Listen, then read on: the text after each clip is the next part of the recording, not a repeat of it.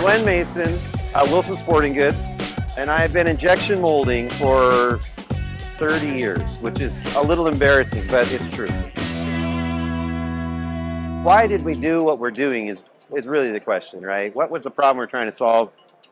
And we've developed a thermoplastic material and process technology for bat handles many years ago. And in fact, in a lot of ways, we've moved beyond that and gone to different directions. But recently, supply chain has been an issue. Everybody knows that.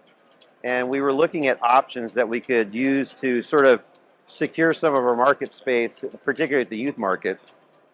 And we said, well, we have this old technology, and we want to revamp it, right? Give it a new cosmetic look, a slightly different material chemistry than we were using before, different adhesive processes, all kinds of things that have evolved over time. So we need to test this, right? And we could have taken an old mold and molded that material, and that would have given me part of the answer, right? And we could 3D print parts with other technologies that would give me something cosmetic. But really what I needed to do is say, I need this shape in this material so that my R&D team can test it and validate this in a relatively short period of time. We could have cut a metal tool. That is possible. But that supply chain thing I was talking about, it refers to labor also. So in our world, business is great. We're selling a lot of product. And the limited resources I have at the tool side, they're all devoted to maintaining production. So R&D is constrained.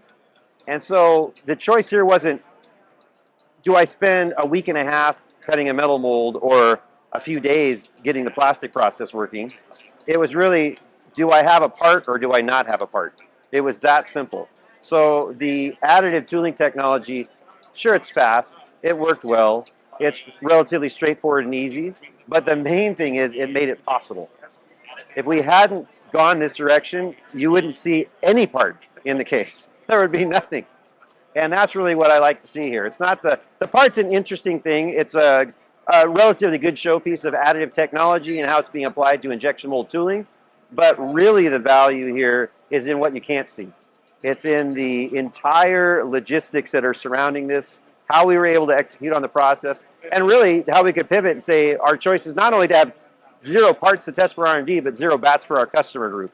And this enabled us to get there. So that's a long way of saying, enabling me to do new things quickly, that's important. But what it's really enabling is my customers to get what they want. That's what I care about.